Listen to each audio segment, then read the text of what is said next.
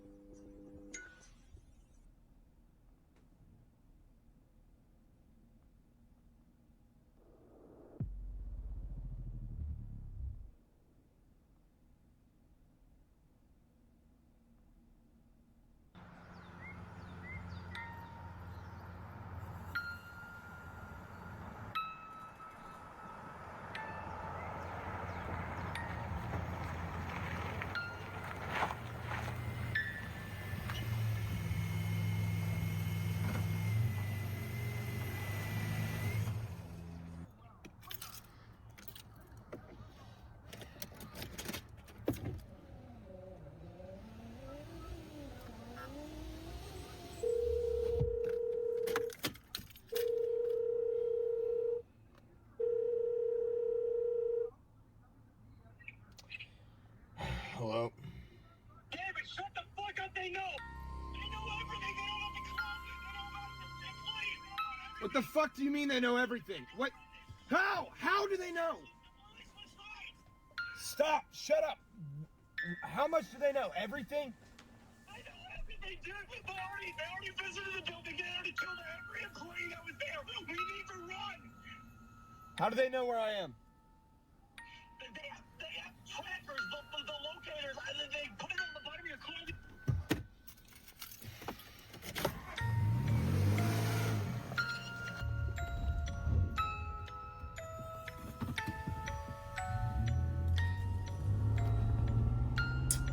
Can we pause it?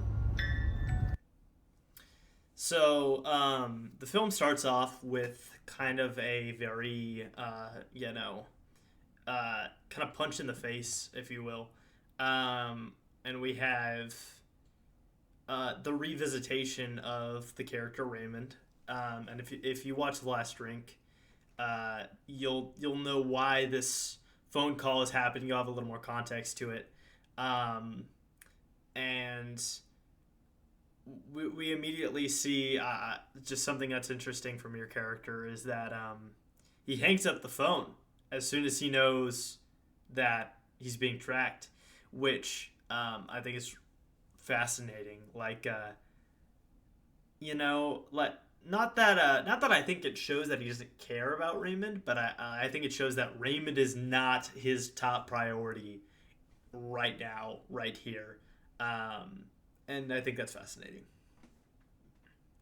As far as my thoughts so far, uh, regarding the opening, immediately drops you in. Like immediately. Immediately establishes the tone, um, and the severity of the situation that they're in, the intensity. Um, and I really like your performance over the phone. Um, like you are like not quite hasty, but you're very like you're very like, you're in panic mode Yeah. because like, you know that Raymond's next, and that you're next, and that they are closer to Raymond. Oh wait, sorry, wait. David. Yeah, David's next, and they're closer to David than they are Raymond. Yeah. And so, what does that mean? That means David may bite the bullet. So, what does David have to do in this situation? The best thing he can do. Freaking run, bro. It's run. Yeah. All right. Yep. Let's get back into it. Perfect.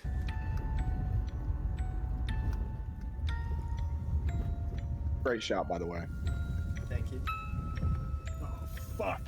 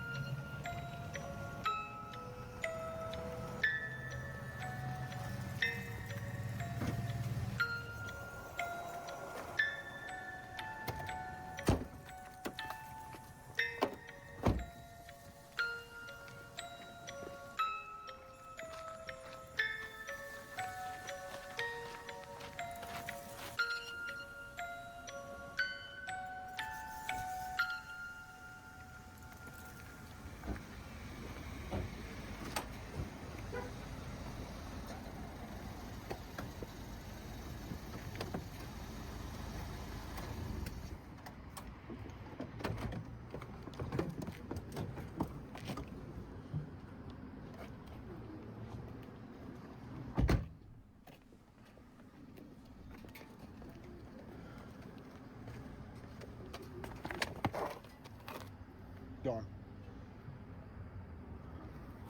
Let's look this way.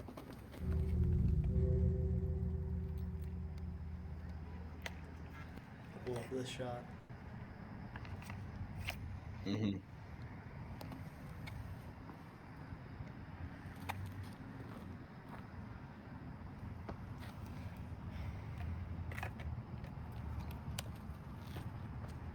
Okay. Car's there. He has to be somewhere around. He's making this interesting. You know, I'd kind of appreciate it if you tried I to am. do our freaking job. I am. Show some effort, man. Okay, I'm gonna call boss.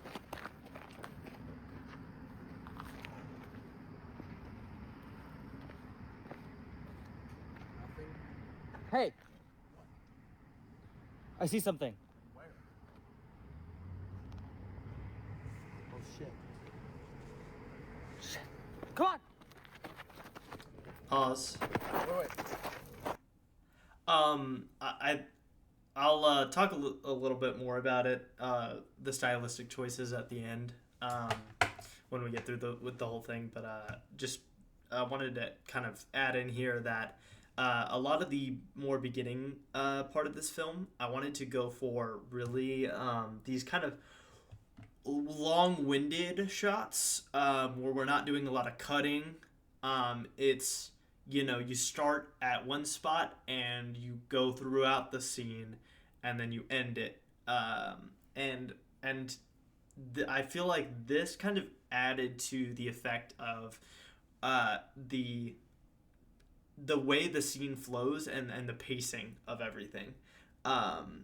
Like the shot when we're in the car, we start on David's face, we turn around, we see the car chasing behind him, and we turn back to see his reaction, and it makes you feel like you're in the kind of timing that David's in right now, of he's trying to escape, he looks back, he sees he's being chased, he gets back to going forward and trying to escape. And in the scene where he gets out of his car, we follow him coming up, stopping, getting out, going to his coat, getting his coat, getting out of there. Like, we follow this instead of it being cuts. I feel like if it was very cutting toward those parts, we would lose kind of the intensity that we feel as we're following along with our character rather than witnessing our character, if that makes sense. Oh, yeah. 100%. And one thing that I appreciate about this like opening, like this act one of the short film, is that it is like it's do or die for David right now. So it's like get out, get ready, go, like go, and then he sees that people are following him. He doesn't get a good look at who they are, and he starts running. And then they see, and then they start making their move. They start advancing. And you get a hint towards their dynamic, but it's not the most serious like hint. It doesn't showcase a lot other than the fact that Paxton's a little bit more keen. His character's a lot more focused. And Jackson's is kind of still younger in the process, still trying to have fun. Trying to create a dynamic with Paxton. And you see that how that goes throughout the film. That I think evolves in a fascinating way.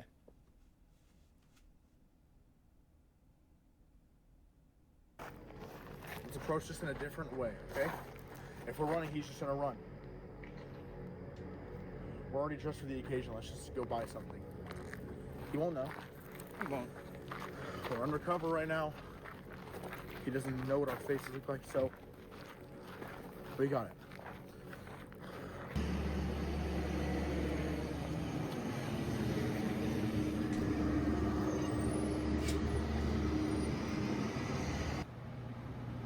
Pause really quick. I'm gonna pause before I let this beauty play out. Yep. But just wanted to add in real quick something that I thought was funny. This is more of a behind the scenes thing. Is like we straight up just filmed this in a gas station. The dude at the front just did not give a rip about what we were doing. Like he saw me following them around with the camera, and just like did not say a word to us about it. Like he could not care at all what we were getting up to. I just thought that was hilarious. Like no care in the world about that. Dude did not give a hoot that we were filming, and I thought that was funny. Anyway, continue. Yeah, this also starts one of my favorite parts of the movie. Like probably my favorite shot of the movie. Arguably one of the best shots of the movie for sure. And just one of the best sequences of the movie too. It just starts off, and it's about to be like what's the term when you're trying to balance and walk on a tightrope? What's that called? Like a balancing act? Is that what you're trying to say? Something like that. But like you know how like when people like walk over like a tightrope and like try to do it and not lose their balance? Yeah. That's like the tension in this scene. It's like you're walking on a thin line, my friend. Yeah. Alrighty, now let's get started with that.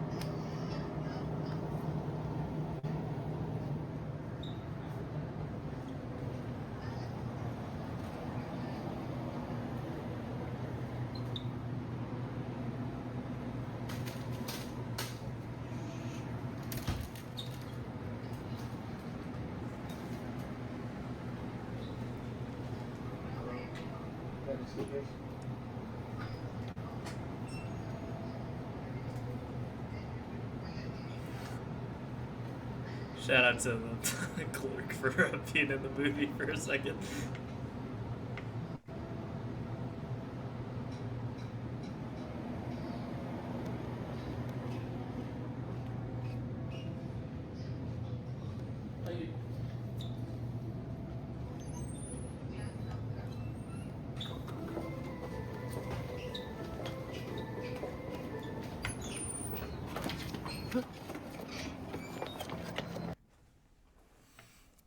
it right there. Yeah.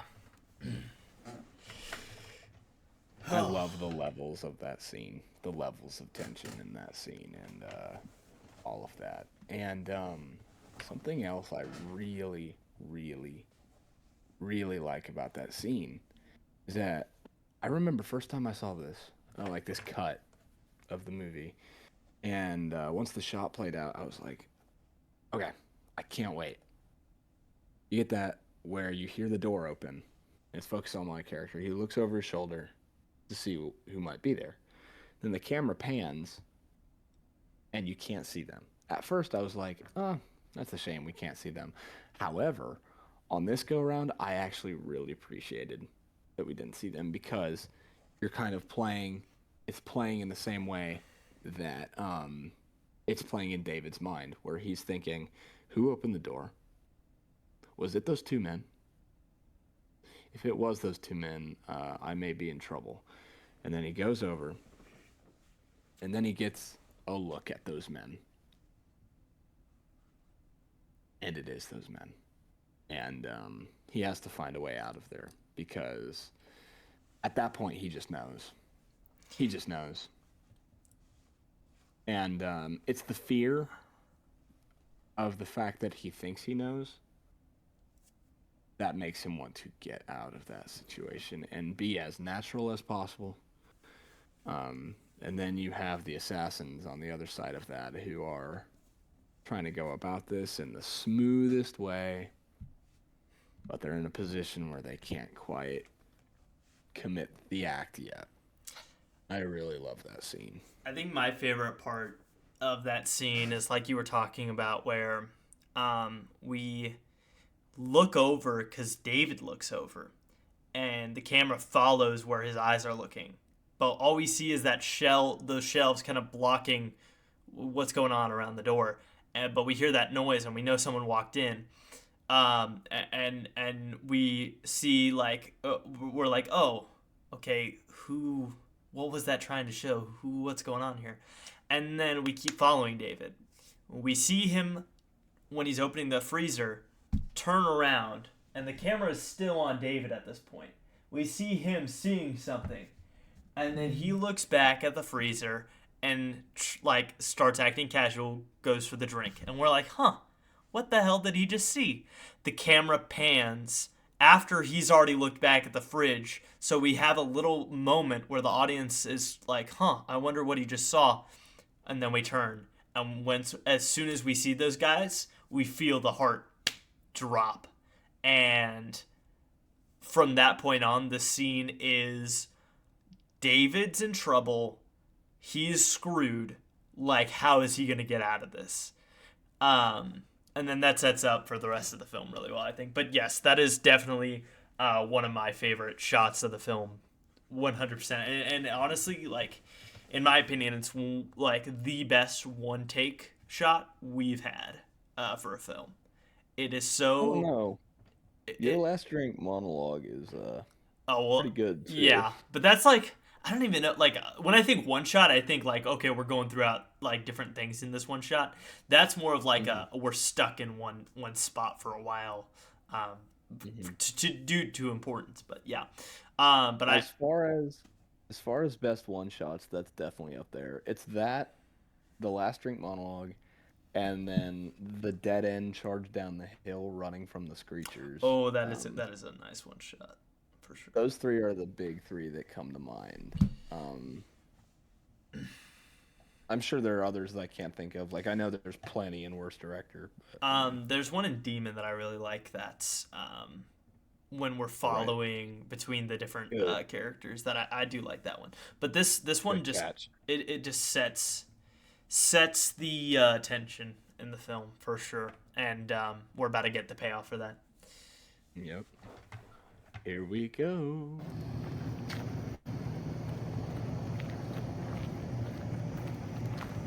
Hey! Hey! Hey! We know you can hear us. What flavor you got there? I got mango loaf. Sweet. I was thinking about buying one for myself. I didn't know what to get. find it? Sure. You mind if I get a sip? It's empty. No. We heard about some pubs in town. Yeah. Did you want to go to one tonight? Yeah. Sorry, I just moved here. Can we pause? I don't know anything about any clubs. So I think this is the moment where you can really tell on David's face. He's like, "Oh yeah, I'm screwed." like this is the moment where you can see like David knows they know, and there's not really a way out of the situation, and David's mind is racing. Like, what the hell do I do here? And like he is, I think that is mostly where this next part of dialogue from David comes from, is like he's not trying to, like, he's not pretending for the sake of like, oh, I hope they don't know. He's pretending for the sake of stalling. He wants to stall because he needs time to like think, what the hell do I do here? I'm screwed. But yeah, just wanted to add that in there. Yeah. I just love also the not caring that he has. Like, once they run up on him, he's like, oh shit. It's like, don't play around. Don't give him anything. Just try to get out. Try to get out casually. And if that doesn't work, resort to another method. And yeah, we're about to see what that is. Yeah. Don't? Are you sure? You just seem like a local. I would assume you did. I don't know anything about any clubs. Sure you don't. Maybe you want to help us find one. Well, maybe some of my friends know. I can give you all their numbers. I don't have anything. You can. Are you sure they pick up?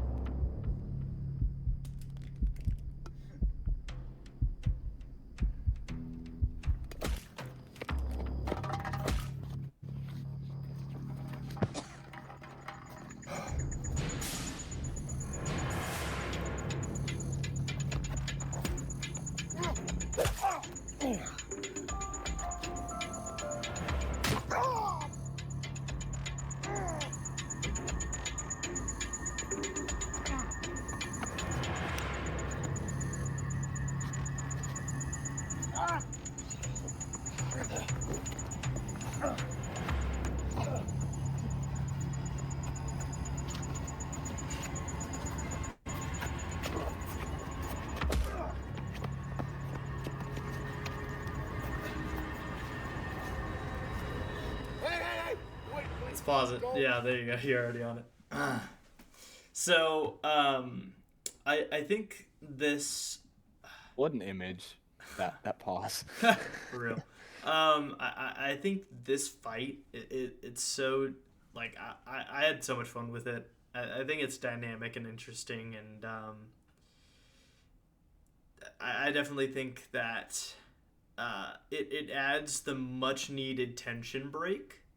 Obviously, it's about to set up a lot more tension, but it provides a tension break that we needed desperately from the gas station scene of, like, that we had this long, tense, like, intensity, and especially with the intensity of the conversation they had where they both are just waiting for the other to make a move. And then finally we actually see the reason that the fight breaks out isn't because of the assassins. It's actually because of David.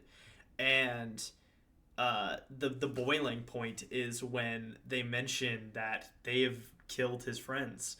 And obviously, it might seem silly to say that, because obviously you're going to be upset if your friends are dead.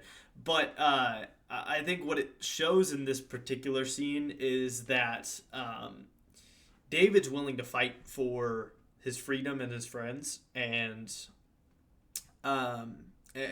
yeah, he gets this angry over, his friends absolutely eating it. So I think it provides a lot of context to David in this fight of what he's fighting for.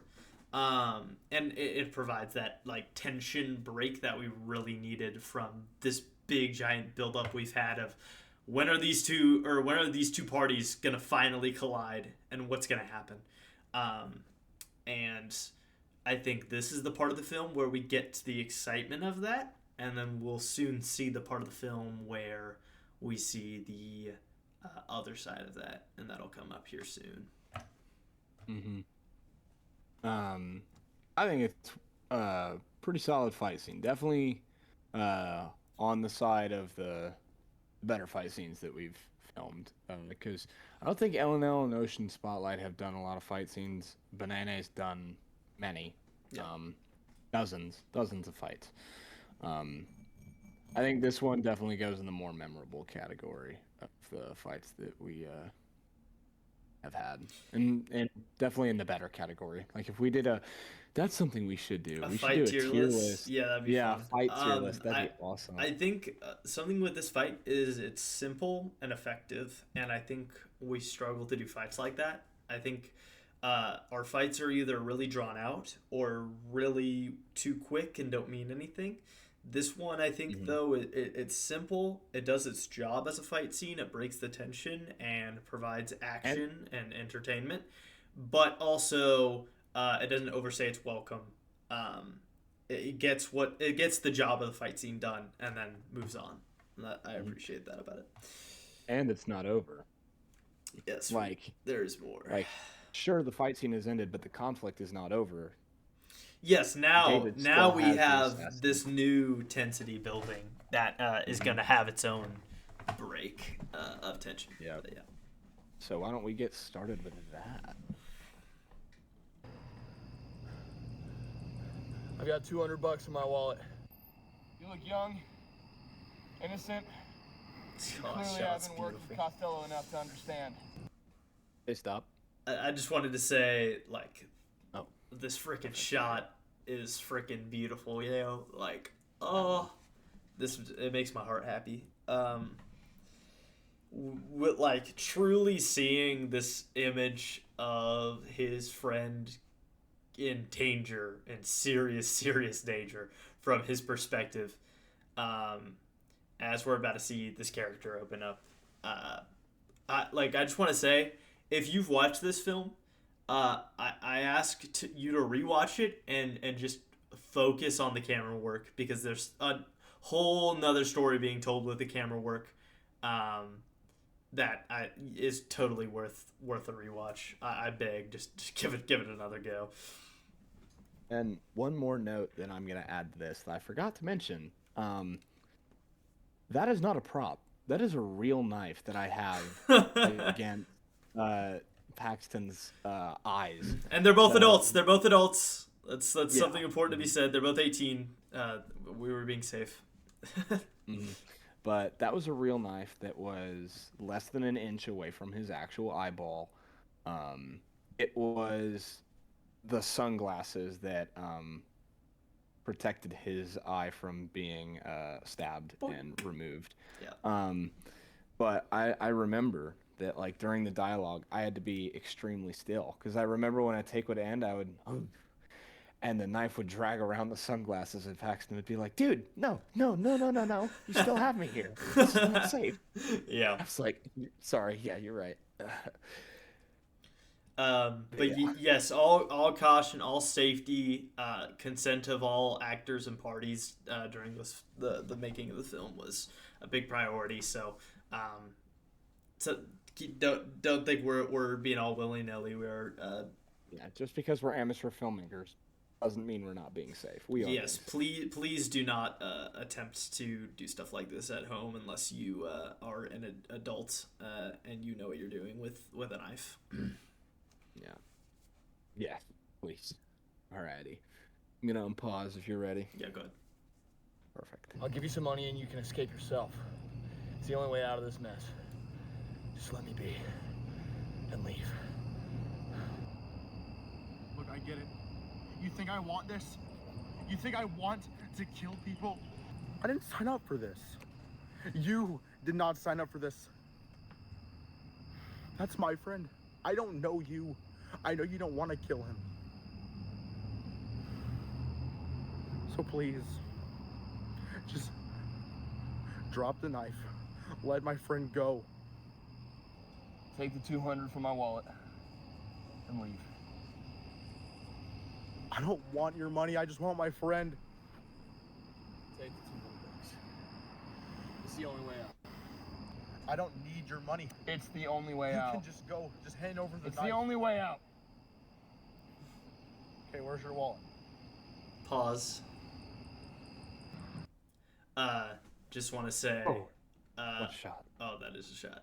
I feel like this is kind of a staple and kind of an inside joke within me and the group that we know about. Obviously, now that more films that I've made are coming out, it's more apparent. But I am the king of the Dutch angle. Like, holy, I love the freaking Dutch angle so freaking much, yo. Like it's become a running gag at this point within our film group that I'm like, I use the Dutch angle so freaking much. Especially in Of Shadows, that's a film that you're gonna see the Dutch angle so much in, because I love to use it in Of Shadows to show character change. But obviously that's another director's commentary that will be made eventually. As for the that one will be like hours. We probably won't stop. We'll probably just talk as we go. Yeah. But as pertaining to this film, I just so a little tip for any aspiring filmmakers out there: if you're going to do a scene with heavy Dutch angles in it, try to stay consistent with that angle through both the coverages, because otherwise it can look very choppy. You can see within the shot, or within the past couple shots, it's always been at the same angle for both of the coverages, and it makes it a lot less like you're going wobbly. So something to be aware of. And then as we go into this shot, we're actually getting out of the Dutch angle, but we're doing it over the shoulder, and it's kind of, we're back to seeing a very much more calm and clear perspective of how Jackson's character is looking at the situation. And so that's why we go from the Dutch angle back into a straight on. We have clarity. We're a bit more calm. Everything's more collected. We're not as crazy. Now we're going in normally. And obviously, we'll see how the scene plays out. But All right.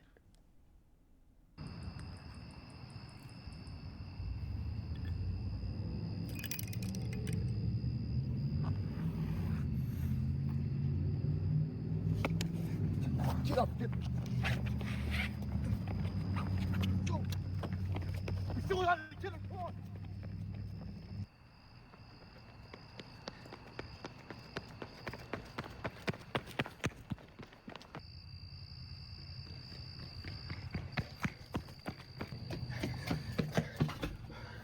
Stop! You really want to do this? In public? Reconsider. You will take my offer.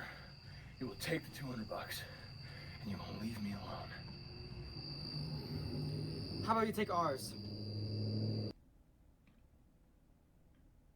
I'm going to pause it right here and just say that this is the start of one of our most interesting dialogue sequences we've ever had in a film.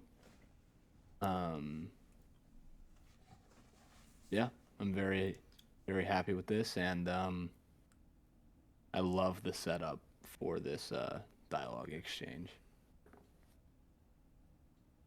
Do you have anything to add? Yeah, I completely agree. I think this especially within the context of what will come out of this universe, this dialogue scene is one of the most important dialogue scenes, not for David's character, but rather for Jackson's character.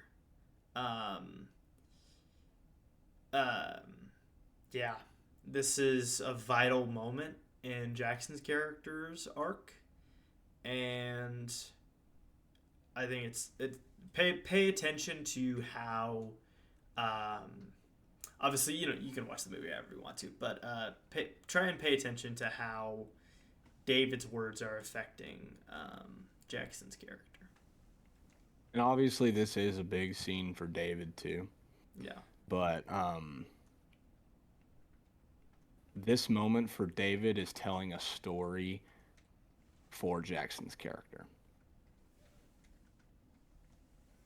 And Paxton's character even has like a load of development and increase in just like dimensions when it comes to his characters. Yeah, this scene you're discussion. definitely gonna see. I would say this, like, because for me, this is where Jackson's character develops, and Paxton's character gets shown off. Here, not that David's words aren't gonna affect Paxton's character, but Paxton's character is going to be revealed more in this part, more than a lot of definitely a lot of Last Drink and a lot of this. This is and that was, I did that with purpose. Jackson's character is the big, broad, brute fighter, and so his focus takes place within the fight scenes and the action sequences that we had. And now that we're getting to a more cooled off point of a dialogue scene, this is where Paxton's character comes in, because Paxton's character is the manipulative, calculated, smart one. And I wanted to give that a moment to shine where we didn't get to see it before because we were pow-powing. And now we get to see the dialogue and how these different perspectives form in the situation. Go ahead. Just a chat.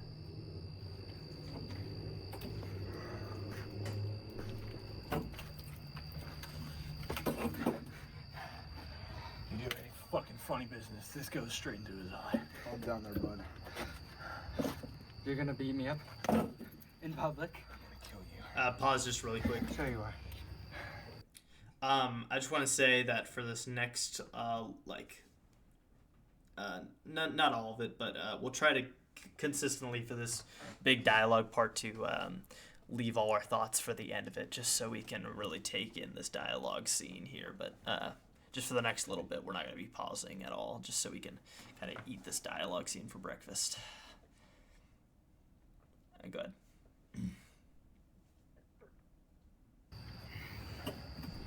Tell your friend to back up. 6 feet from here. You scared of me? I can't trust either of you. Actually, 6 paces. do it.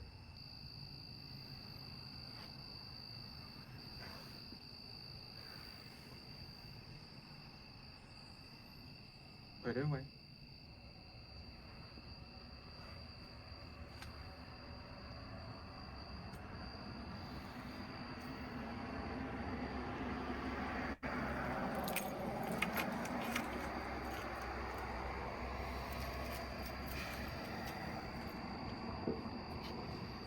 So, David, give us one good reason why we shouldn't kill you.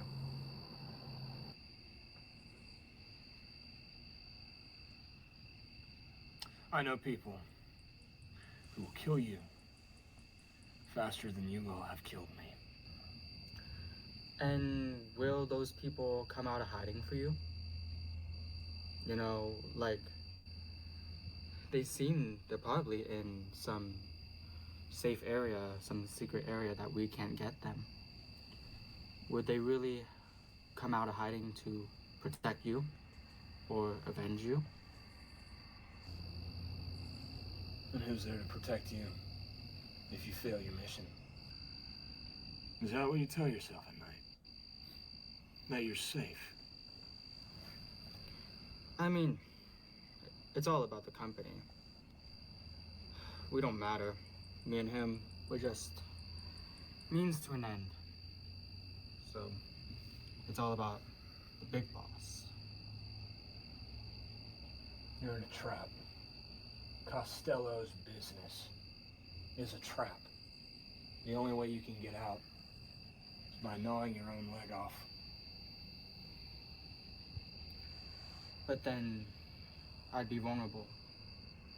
If, you know, if my leg is off, then they could kill me and come after him. And I wouldn't want that. But you'll be free. Don't you want that? But I'd be like you, vulnerable. But what's so wrong about that? It makes you weak. Pause. I just saw that as a nice natural checkpoint to pause throughout this big giant dialogue scene. This scene is a really good example of why coverage is so important. When you have this giant dialogue scene like this, and you want to show different aspects of what the dialogue scene is doing in terms of the story, you need to get coverage. Like, need coverage, because this scene would not hit nearly as hard if we were just sitting at one angle. And I think that's a big difference between this and something like the Last Drink monologue, where I think the one-shot nature, non-coverage nature of my monologue in The Last Drink gives that monologue the power it has, where I think in this, the coverage and the different perspectives that you're seeing is what gives this dialogue scene so much power. And I think that the acting here from everybody is so spot on to what it needs to be, especially Paxton in this scene is delivering exactly the cold-hearted character that we're seeing from him. You know, he truly has all of his cards, all of his eggs in one basket, everything into this company. And we see that before the company, he looked at himself like he was pathetic and weak and nothing. And now we're seeing this different side of this character that we may have not noticed before, where, you know, this character is almost a victim to the company. This character is a victim. And before you see him as the aggressor, as the instigator, the predator of this scenario, in reality, he was a victim that fell to the real evil of this movie. And man, does that get real prominent throughout the third act and finale of this film. But that's all I'll say until we get into after this whole dialogue is finished. I think performance-wise, this is one of our most consistently, like, excellent sequences as far as dialogue goes. But I already said that, so I'm going to talk about something that I hadn't talked about earlier. I think the camera work here is really smart. Playing with perspective and playing with how, like, we're switching from points of view from shot to shot, and how we're being fluid with the coverage is really, really smart and really wise, having to go, like, how we're moving from Jackson to Paxton to me, and how the cuts naturally fit in there. Like, it's very well done. Just wanted to give credit where it's due. Thank you. Horse bro, I got you. All right. Are you ready? Yeah, good. Bet. Meat and potatoes time. Still on the table. $200. You will claim to Costello that I am dead. I will leave the state. I will build a new identity. I will be free. Start a new life And then your boss will live with the knowledge that he can still trust you. And that I am free.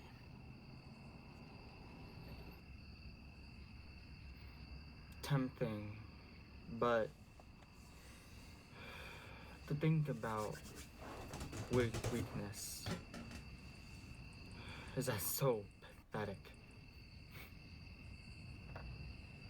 When I joined the company, I was so small. If I didn't, I would be a nobody. But now I'm someone in the world. Someone that someone who's actually respected. You've always been respected. This is just work. We may not like it, but it's just business. You're a person. Paxton's eyes tell such an amazing story. There's so in that. Yeah, there's so much That you must can be see in his hard. eyes that's not being said out loud. He's sad, man. He's built a life of murder and emptiness. You don't even see who you are anymore. On a long time. You know, this was my dream. I've wanted this forever. And I finally have it. And now I'm here. You've been doing this for so long that you don't even realize the consequences of your actions. How many people have you killed? Have you killed dozens? I bet you have. I bet you don't even know what freedom looks like.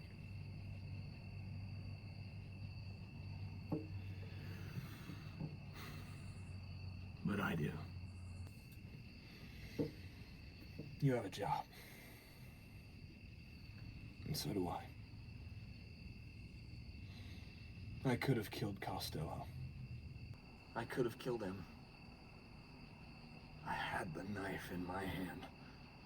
And I could have killed him.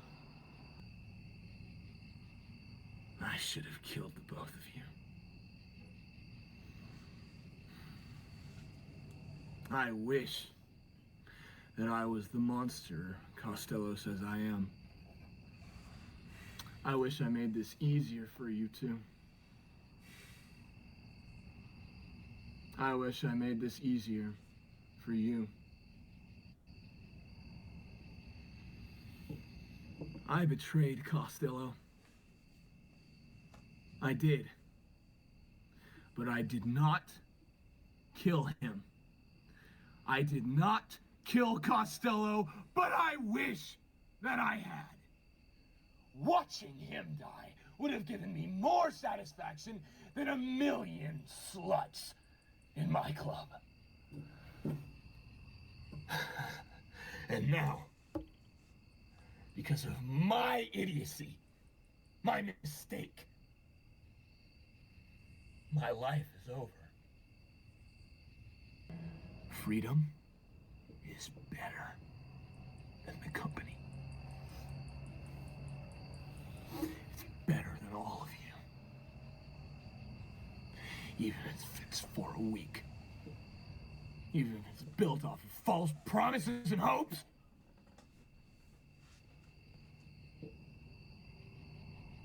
So kill me.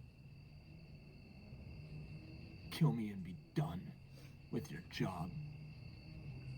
If you're not going to take my offer, then get it over with. But know this. Your boss may be proud,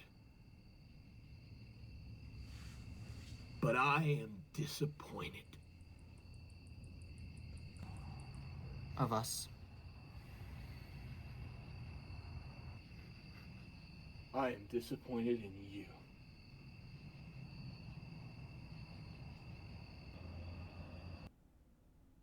We'll pause it right there.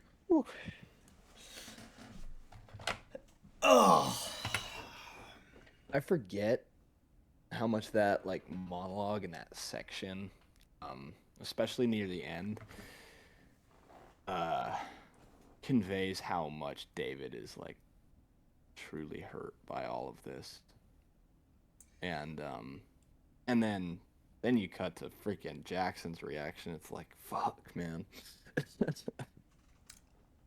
Man, All right. great monologue. I Great think monologue.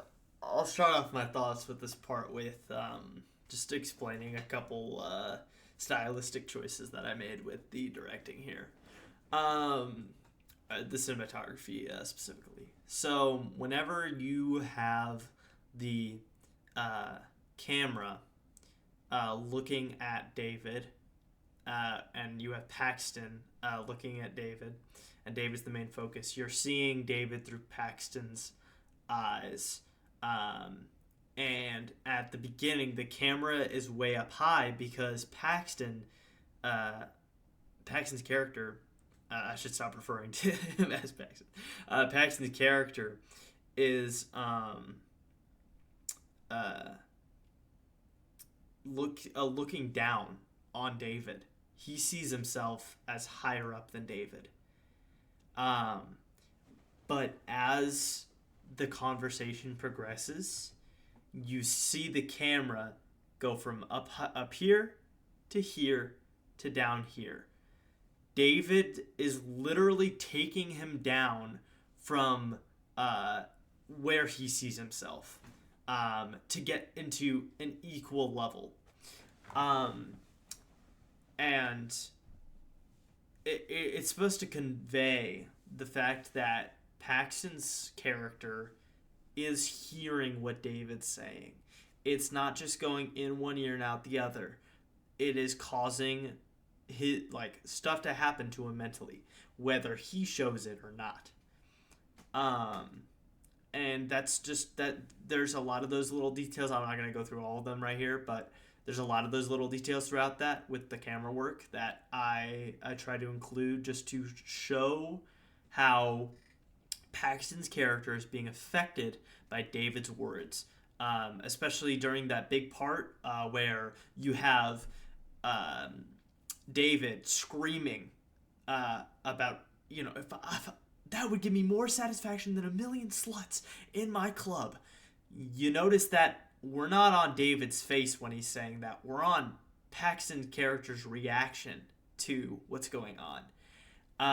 Because I felt like that was a lot more important to the story of what David is trying to say here than if we focused on David's face. We already know how David's reacting. We already know that he's mad. We don't need to see it more.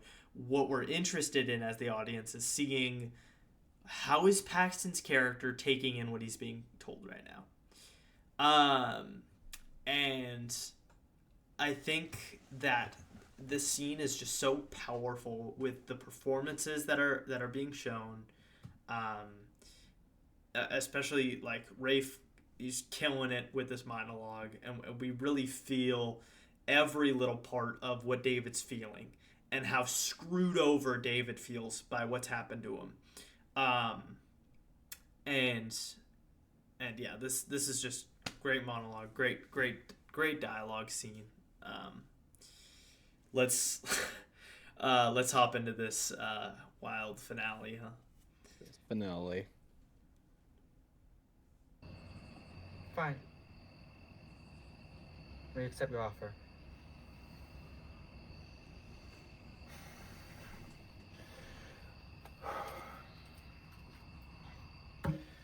Drop my wallet. And then we just have that tension cut. I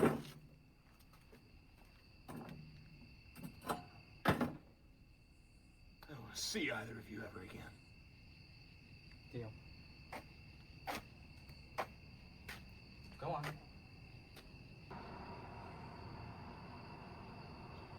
There is freedom for you.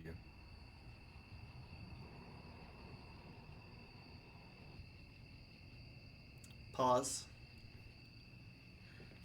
Okay, this is the last time we're gonna pause before we just let the rest of the film play out. Because I believe this finale is important to see in its entirety. But that little moment between Rafe and Jackson's character, it's there so you can really feel that David feels for Jackson's character. He is disappointed in Jackson's character, very disappointed, but he still feels like there's hope for him.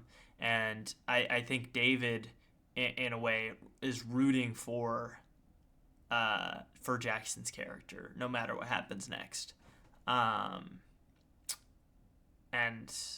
that really comes across in the finale here. Rafe, is there any last thoughts you want to interject with before we just let this play out? It's just amazing that a prequel to The Last Drink about David ended up being as good as it is. 'Cause to me, it has no right to be this good, and it's just fucking amazing. That's all I have to say. Yeah. Basically, what like anything I was going to say, you had already said. So Gotcha.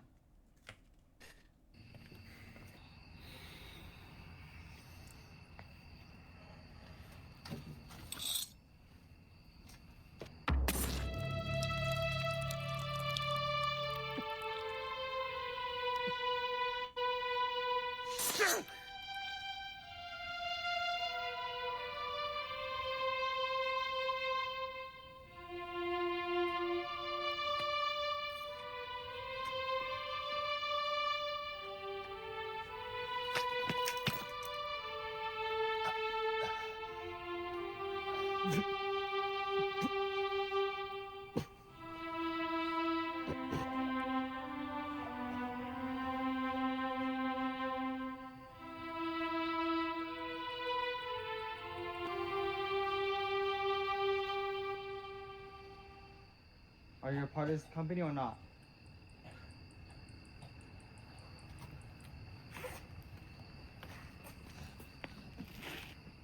Finish the job.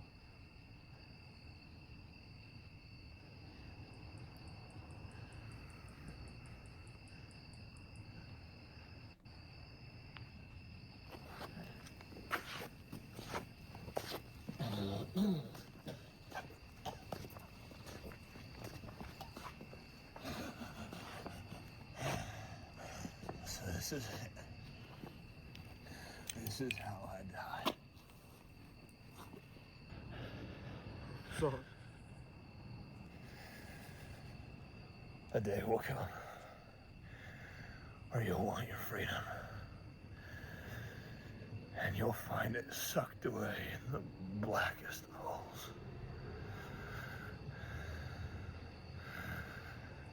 Go on. Do your duty.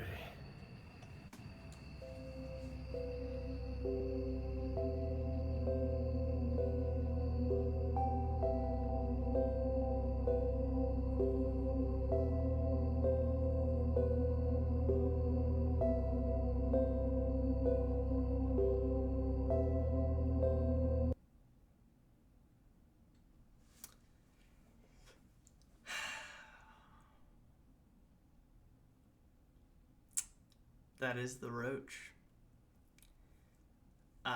ta-da! Yeah. I What a wholesome movie. All right, let's we'll get into our final thoughts here.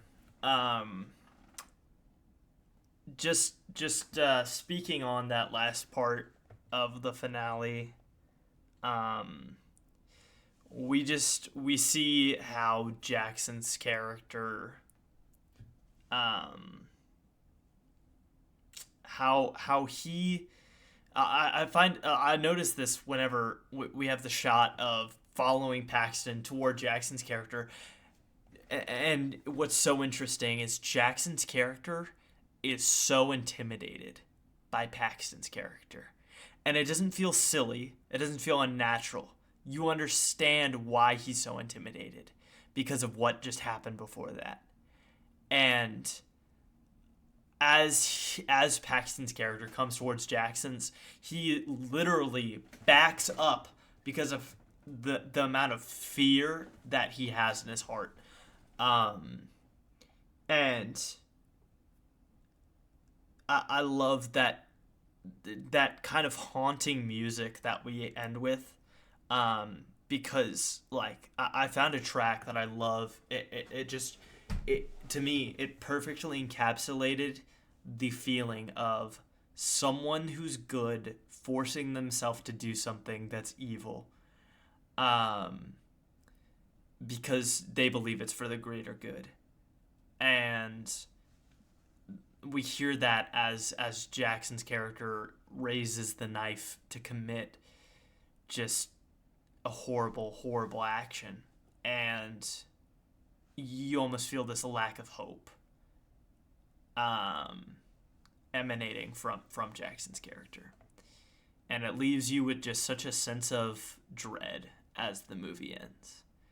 Um, but yeah, that's all. That's what I'll say to wrap up the explanation of the film itself. But overall, this film is one of my favorite that we've worked on, just because there's so much passion and love for The Last Drink that's in here, and you'll see, within the camera work and within how this plays out, and how it plays into The Last Drink story, how much love and like how much from the original Last Drink is put into this film. Yeah, definitely one of my favorite things that we've worked on, and everything about it is so sharp, and I'm so proud of it as a film. Yeah, I don't know. I think camera wise, the park is probably a lot more interesting. I'd say that probably Dumb Wild Piano is more dramatic, and Banana Man had better fight scenes, so I'd probably give this like a 1 out of 5. Um, uh, I love the Roach. I love it.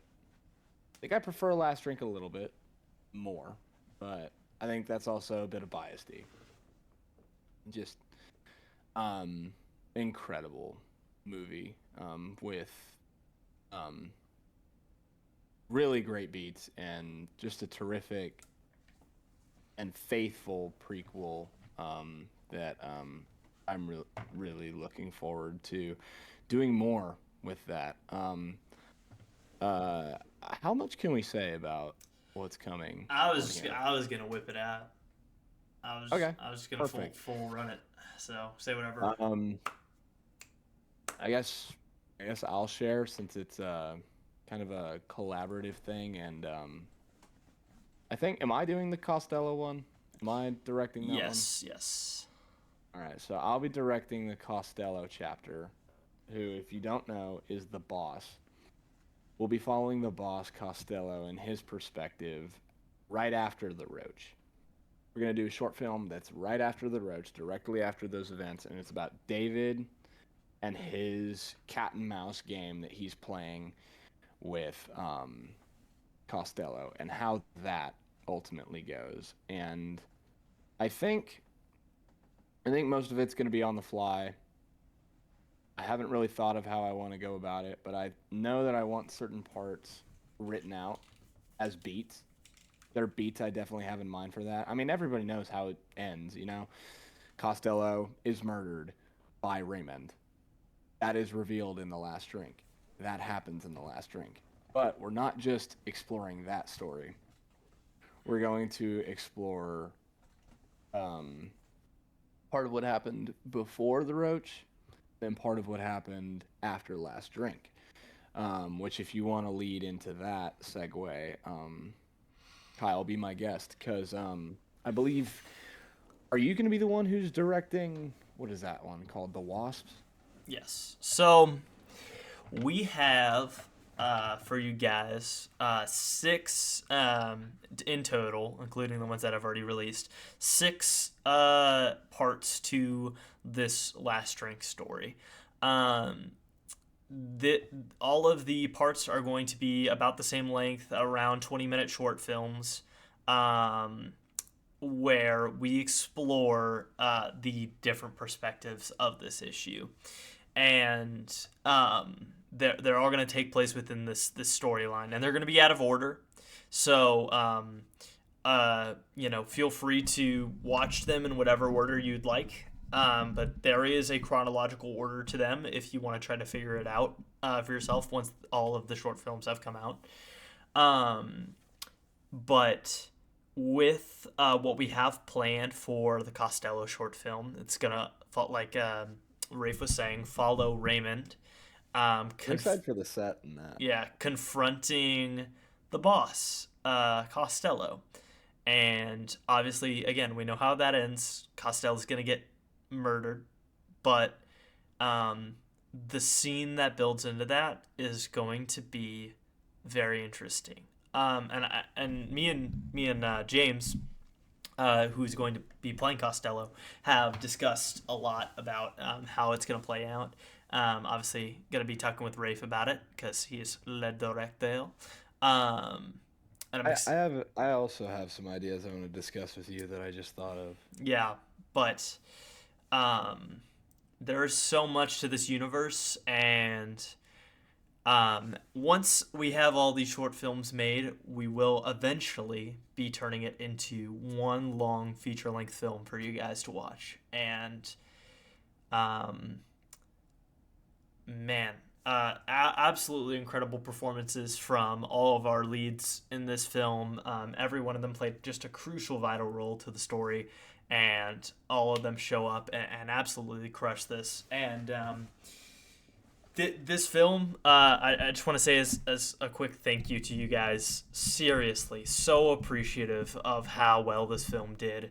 Ocean Spotlight before this, we were getting sub 100 views per video, and this one just blew up, really did. And I am so proud of the film, and I'm so glad that so many people got to see what we're trying to do here with our amateur indie films. This message goes beyond the last drink, beyond the Roach. This is just a generous or a general thank you, a general thank you for how well this did, and the support that was shown on the Roach. And we're so excited to give you guys more of our heart and soul with these films.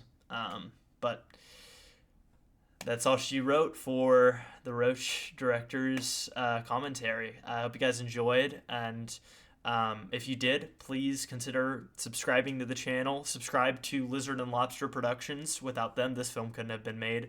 So please go check them out. And I'm a big part of them, and I'm a big part of their films. So if you want to support me, that's another way to do it.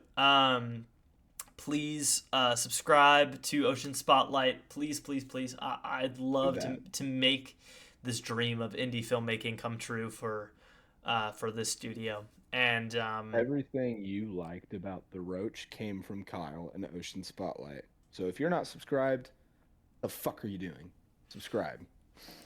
Yep. And prepare for what we have coming in the future. Thank you guys so much for watching, and I will see you guys in our next film.